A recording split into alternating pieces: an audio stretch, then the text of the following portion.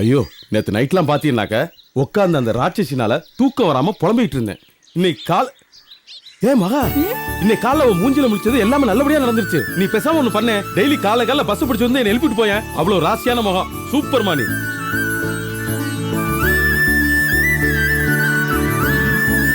சீக்கிரமாவே பந்தியை போட்டுற வேண்டியதுதான். பந்தி ரெடி ஆயிருச்சு, சீக்கிரமா உட்காருங்க. அப்புறமாக இந்த எலுமிச்சம்பழ தோல் இருக்குல்ல, அத நீங்களே தலையில தேய்ச்சு குளிங்க, பித்தம் குறையும். கோபி சொன்னது கேட்டியா புஷ்பா?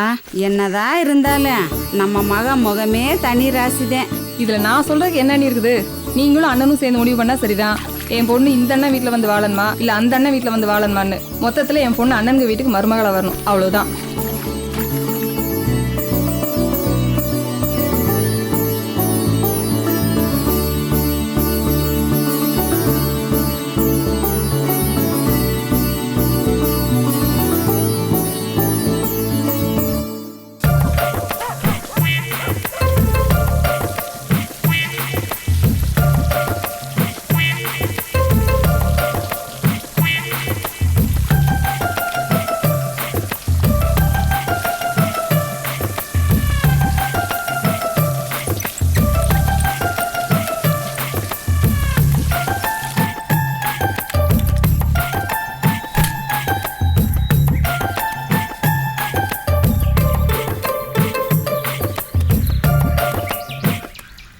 ஆயிரம் தான் அவளை கோவக்காரின்னு சொன்னாலும் தேவான விருந்து வைக்கிறது செய்யறதெல்லாம் சிறப்பாவே செஞ்சிடறாப்பா. ஆமா ஆமா, அதுவும் அவ கைப்பக்குவம் இருக்க, அதுவே தனி. சிறப்பா விருந்து செஞ்சுட்டுப்பா. எனக்கு என்ன, குடும்பத்துல எல்லாரும் ஒன்னா சேர்ந்தோம் பாரு, அதுதான் பெரிய விஷயம். அதான் உன் புருஷனும் இருந்திருந்தா இன்னும் நல்லா இருந்திருக்கும். ஏன்னு இந்த நேரத்துல போய் அவரை பத்தி ஞாபகப்படுத்துறீங்க? இங்க வந்து இந்த 2 நாள் தான் நான் சந்தோஷமா இருக்கேன். அத்தை, ஏன்ட்ட மாமா மூஞ்சி எப்பத்தாலும் பேண்ட்லயே பாத்ரூம் போன மாதிரி இருக்கு. மாமா இனிமே உங்களை அடிச்சாருன்னா அவர் கையும் காலையும் முறிச்சு அடுப்புல வச்சிடலாம், சரியா? இதெல்லாம் வேணாமா, முதல்ல அந்த ஆளை எப்படியாச்சும் டைவர்ஸ் பண்ணுமா. அண்டாளன் மரியாதை இல்லாம அப்பாவை பத்தி பேசுற? இல்ல படா படுத்தாரு மாமா. அதுக்காக அந்த ஆள்கிட்ட மாட்டிட்டு அவஸ்தைப்படுறது எங்களுக்கு தானே தெரியும். சரி, நீங்க எல்லாம் போயிட்டு இருங்க. ஒரு வேலை இருக்கு, வந்துடுறேன். என்னண்ணே எங்கண்ணே? இல்ல வெத்தலை வாங்கிட்டு வந்து. சரி சரி சரி.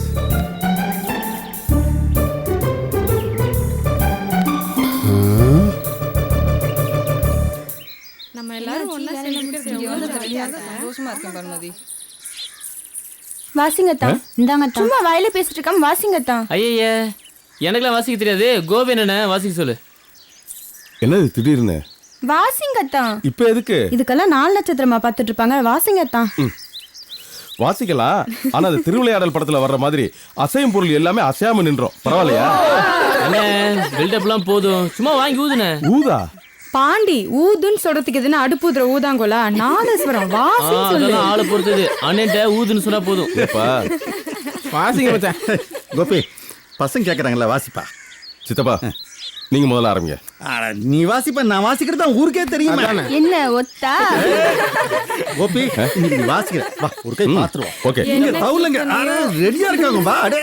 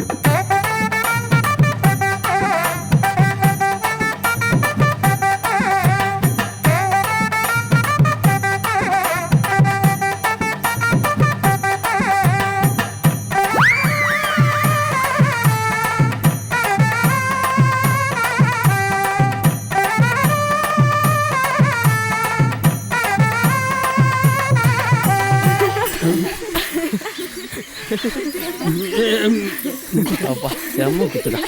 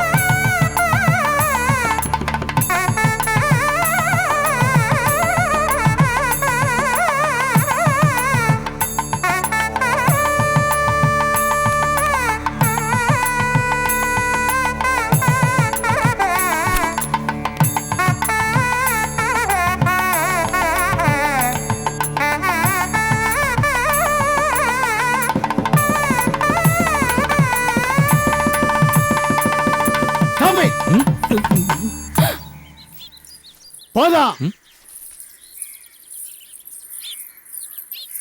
ஒரு மனுஷன் எவ்வளவு நேரம் வெளியே நிக்கிறது? யாருக்காவது அறிவு இருக்கா? மாப்பிள்ள எப்போ வந்தீங்க? நான் காலையிலே வந்துட்டேன், யாருக்குமே தெரியல. என்ன காலையிலே வந்துடுறீங்க? இவ்வளவு நேரம் எங்க போயிருந்தீங்க? நேரே வீட்டுக்கு வர வேண்டியதானே? அரசாங்கம் சொல்லி பாக்குறவனுக்கு 1000 இருக்கும், அதெல்லாம் சொல்லிட்டு இருக்க முடியுமா? மாப்பிள்ள வரலையேன்னு தேடி கண்டுபிடிச்சு கூட்டு வந்திருக்கணும். அதான் குடும்பத்தில் இருக்கிறவங்க பொறுப்பு. சரி இல்ல மாப்பிள்ள, என்ன உடம்பெல்லாம் சொத சொதன்னு நனைஞ்சிருக்குது? மழை பெஞ்சிருந்தா கூட கைவச கொடை இருக்கு, உங்களுக்கு என்ன குடம் குடமா? அதெல்லாம் வேண்டாம். பலமான விருந்தோ? நாங்க ஒத்தையில கடந்து திண்டாடிட்டு கிடக்கேன், நீ உன் பிறந்த வீட்டுக்கு வந்து புள்ளக்குட்டியோட விருந்து சாப்பிட்டு கும்மலம் முறையிலோ? இவன் என்னமோ பெரிய நாதசுருத்தம் மாதிரி பீப்பி ஊத்துறதும் இதுங்க ஆடுறதும் தத்தரிக்கா குடும்பம் மாடாது. எதுக்கு மாப்பிள்ள இவ்வளவு கோபப்படாம என்ன பண்ண சொல்றியா? ஒரு குடும்பத்துல பொம்பளைக்கு பொறுப்பு வேணும், அது உன் தொங்கச்சீட்டு கிடையாது. இந்த பாரடி, இன்னைக்கு ராத்திரி வரைக்கும் தான் உனக்கு டயம். கரெக்டா 8:45 மணி வரைக்கும் தான். அது என்னது 8:45? அப்பதானே கடைசி பஸ் இருக்கு. ஓ சரி சரி மாப்பிள்ள, எப்படி நான் தங்கச்சி அனுப்பிச்சு வச்சிடுறேன். பாவம் எவ்வளவு நாள் தான் நீங்க லெமன் ரைஸே சாப்பிட்டு இருப்பீங்க. எனக்கு ஒரு விஷயம் மட்டும் மனசுக்கு ரொம்ப உறுத்தலா இருக்கு. இந்த சட்டை எப்படி நனைஞ்சுங்க? ஏய், ராத்திரி வரைக்கும் தான் உனக்கு டயம். இல்ல காலம் பூரா இங்கே கடந்து அழ வேண்டியதுதான். ஜாக்கிரதை, நான் வரேன்.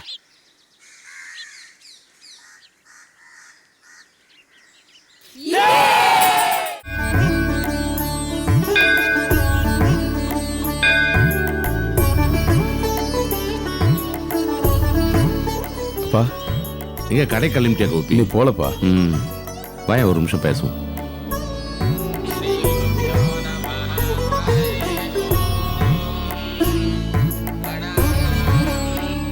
கோபி அப்பா, நான் இன்னைக்கு ரொம்ப சந்தோஷமா இருக்கேன். நீ பிறந்த சந்தோஷத்தை விட இது அதிகம். உனக்கு முன்ன எனக்கு ஒரு மகன் இருந்தான், உங்க அண்ணன். அவன் தான் என் இசை வாரிசா வரணும்னு ஆசைப்பட்டேன். பாவி பையன் 10 வயசுல வீட்டை விட்டு ஓடி போயிட்டான். எங்க போனா என்ன பண்றான் எதுவும் தெரியாது, வருவானு கூட தெரியாது. அடுத்து நீயாவது என் இசை வாரிசா வருவேன்னு எதிர்பார்த்தேன். நீ என்னடான்னா வேற வேலையை தேடிக்கிட்ட. நான் அன்னாட அந்த கோவில நாசுரத்தை எடுத்த வச்சுக்கேன், கண்ணை மூடிட்டு அந்த உலகத்தையே மறந்துடுறேன். எனக்கு இசை வேற கடவுள் வேறங்கிற வித்தியாசமே தெரியாது. நீ பிறந்ததுலேருந்து என் இசையை கேட்டு வளர்ந்தவன். உனக்கு தான் நாசுரம் கத்து கொடுத்தேன், நல்லா வாசிக்கிற. நான் இதை போய் பாண்டிக்கிட்ட கேட்க முடியாது. உட்கார். ஏன்னா அவனுக்கு வாசிக்க தெரியாது. ஏன் வாசிக்க மாட்டேங்கிற? முதல்ல எனக்கு அது பதில் சொல்லு. அப்பா, நீங்க இவ்வளவு காலம் வசிக்கிறீங்க, இதுல உங்களுக்கு நிம்மதி கிடைக்கலாம், ஆத்ம திருப்தி கிடைக்கலாம். ஆனா பொருளாதாரம், அதுல நம்ம கீழே தானப்பா இருக்கோம். இன்னும் ஒண்டி குடித்தனத்துல தானே இருக்கோம். ஒரு வட்டத்துக்குள்ள இருக்க விரும்பலப்பா. அதுக்காக நான் என்ன சம்பாதிக்கிறேன்னு கேட்காதீங்க. இதுல நிறைய சம்பாதிக்கிறதுக்கு வாய்ப்பு இருக்கு. நம்ம குடும்பம் அடுத்த கட்டத்துக்கு போகணும்ப்பா. நமக்குன்னு சொத்து பத்தா இருக்கு. நியாயமான பேச்சு. ஆனா எனக்கு இந்த காசு பணம் சொத்து பத்து எதுவும் தெரியாதுப்பா. என்கிட்ட இருக்கிற ஒரே ஒரு சொத்து இசைதான். ஆனா ஒண்ணு ஞாபகம் வச்சுக்க, காசு யார் வேணா சம்பாதிக்கலாம். ஆனா இசையும் கலையும் அப்படி வரதில்லை. அதுக்கு ஒரு யோகம் வேணும், அமைப்பு வேணும். அது இருக்கு நமக்கு, நம்ம குடும்பத்துல இருக்கு. அப்படி இருந்தும் நீ ஏன் தாமரை கொளுத்து தவளை மாதிரி அந்த தாமரை பூனுடைய அழகே அறியாம தெரியாம இருக்கேன்னு நினைச்சவன், நேத்தி வர நினைச்சவன். ஆனா இன்னைக்கு நீ வாசிக்கிறத பார்த்தேயா, சொக்கலிங்கத்தோட புள்ள வந்துட்டா ஐயா தோணுச்சு. உடம்பெல்லாம் புல்லரிச்சுது. அப்பா அது என்னமோ சின்ன பிள்ளையோட சேர்ந்து நான் பாட்டு ஜாலியா பண்ணிட்டு இருந்தேன். அதெல்லாம் பண்ண. அதுக்கப்புறம் கடைசியா ஒரு பிலகரி வாசிய அங்க நான் தெரிஞ்சேன் எனக்கு. கோபி, நீ தைய கடவை நல்ல முன்னுக்கு வா. ரொம்ப சந்தோஷம். எனக்குள்ள ஒரு சின்ன சின்ன ஆசை என்ன தெரியுமா, நிறைஞ்ச சபையில நீ நாசுரத்தை எடுத்து வாசிக்கணும், ஜனங்கள் எல்லாம் பாராட்டணும். சொக்கலிங்கத்தோட வாரிசு வந்துட்டாயா நாசுரத்தை எடுத்துக்கிட்டு அப்படின்னு அவங்க சொல்லணும். அதுதான் எனக்கு சொத்து. ஏன் என் கண்கள் கிட்ட தெரியலப்பா. நீங்க என் கூட இவ்வளவு பக்கத்துல உட்காந்து பேசுறீங்கன்னு ஒண்ணு அதுவா வருதுப்பா. அதுலயும் என் மாவன் என்னையே கொண்டிருக்க ஐயா. இப்படித்தான் எங்க அப்பா பக்கத்துல உட்காந்து பேசும்போதெல்லாம் நான் உணர்ச்சி வசப்படுவேன். எனக்கு நம்பிக்கை இருக்கு.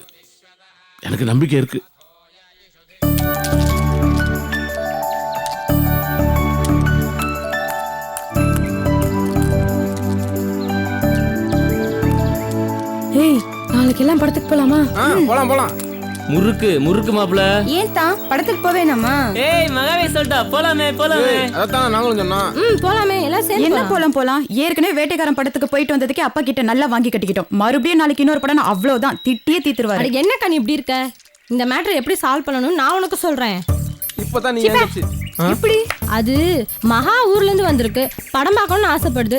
படத்துக்கு கூட்டு போறோம்னு சொல்லி அப்பாட்ட அப்ளிகேஷன் தட்டி விடும். உடனே ஓகே சொல்லிடுறாருல. ஐயோ என்ன ஐயோ, உங்க ஊர்ல தேட்டரே இல்ல, தென்னை மாட்டி பசு மாட்டி பார்த்து வாழ்ந்துட்டு இருக்க. ஏதோ எங்க புண்ணியத்துல ஒரு படத்தை பாரு. அப்படியே உன் புண்ணியத்துல நாங்களும் படத்தை பார்த்துட்டு செலவுக்கு அப்படியே கையில காசு வாங்கிக்கோம்ல. மயில் மாமா திட்டுவாங்க. மயில் மாமா ஏய், அதெல்லாம் அவர் ஒன்னும் சொல்ல மாட்டாரு. ஏன்னா நீ அவர் அன்பு தங்கச்சியோட பொண்ணு. படத்துக்குலாம் போவேணாம், நம்ம இங்கேயே ஜாலியா விளையாண்டு பேசிட்டு இருக்கலாம். ஐயோ என்னம்மா இப்படி சொதப்பிட்டியே. ஆமா மகாக்கா சொல்றதா கரெக்ட். நம்ம சினிமாக்கெல்லாம் ஒண்ணும் போவேணா, வீட்ல இருந்தே விளையாடலாம். என்ன விளையாடலாம்? மாப்பிள முறுக்க போடுங்களே. இல்ல சும்மா லாட்டு சினிமாப்ல. அது ஏய் அங்க என்ன போயிட்டு இருக்கு? அடிக்கடி முறுக்க காமிச்சிட்டே இருக்க. அண்ணே என்ன விஷயம்னா? ஏய் வேணாம் மாப்ள. என்ன விஷயம் சொல்லு. பெரிய விஷயம் அது. சொல்லாத மாப்ள. ஏய் சொல்லு. சொல்லன்னு வச்சுக்கவே, தட்டு ஃபுல்லா காலி பண்ணிடுவ. ஓகேவா? சொல்லவா மாப்பிள? என்ன விஷயம்? ஒண்ணுமில்ல மச்சான். ஊழ கும்பிடு போட்டுக்கிட்டே இருக்காயா? என்ன நீ அப்படி வசகன் வாங்காம பாக்குறீங்க? பிள்ளைங்க சிரிச்சு பேசி விளையாடுறத பாக்குறப்போ மனசுக்கு ரொம்ப சந்தோஷமா இருக்குடி. சரி பாண்டி கோபி இவங்க 2 பேர்ல உன் பொண்ணை யாரு தர போற? ஏய் எனக்கு தான். நான் இந்த ஆளுக்கு வரல. நீ செக்கண்ணும் மயிலண்ணும் பார்த்து முடிவு பண்ணட்டும். யாருக்கு முடிவு வச்சாலும் எனக்கு சந்தோஷம் தான். மொத்தத்துல என் மக அண்ணனுங்க வீட்டுக்கு மருமகளா வரணும், அவ்வளவுதான். சரியா தாண்டி பேசுற, நழுவு பாக்குற, சொல்ல மாட்டேன். இங்க பாரு, நாமெல்லாம் எவ்வளவு சந்தோஷமா இருக்கோம். ஆனா எனக்கு ஒரே ஒரு குறை தான் தெரியுமா, திஷ்டி பொட்டு மாதிரி. அப்படி என்ன குறை நீ? அதான் இருக்கா நான் தேடிக்காரி. ஓ சின்ன நீயா? ஆமா, அந்த விளக்க மத்த பத்தாண்டி பேசிட்டு இருக்கிறேன். நம்ம எல்லாம் ஒற்றுமையா இருக்கோம்ல, நம்ம பிள்ளைங்களோட எவ்வளவு சந்தோஷமா பேசிருச்சு விளையாண்டுட்டு இருக்கோம். மனசுல நல்ல எண்ணம் தான் வந்திருக்கலாம்ல. வந்தாலடி வரவே மாட்டேடி அவ. அது அவங்களுக்கு வீட்ல வேலை இருந்திருக்கா. நீ உங்க அன்னிக்காரிக்கு மட்டும் தானே ஏன்னு பேசுவ. நீ எப்படி ஆளு? இங்க பாரு, நீயே கவனிச்சு பாரு. நம்ம குடும்பத்துல எல்லாரும் ஒரே மாதிரி பேசிட்டு இருக்கா. ஆனா அவ மாத்திரம் இழுத்து அந்த ஊர் பேச்சே பேசிட்டு இருக்காள. ஒரு நாள் ஒட்ட மாட்டாடி நம்ம குடும்பத்தோட.